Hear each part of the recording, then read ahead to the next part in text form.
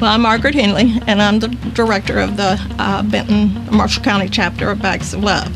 I started out just as a volunteer, but then it's got to be after my husband passed away. This was the way I spent most of my time, actually. I volunteered to let them use this garage, his workshop, until they could find a place.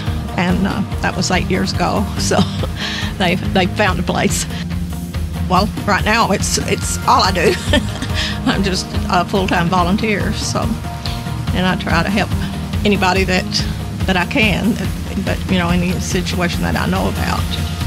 A lot of this stuff is donated. We furnish bags to the Child Protective Service for the children that are taken out of drug homes, and also to families that have a fire and lose everything. We give a bag to the children for them. It's devastating. You lose everything. You know, all your belongings, the children's toys, family pictures, and this bag is just a little something to give to the children to know that somebody cares about them.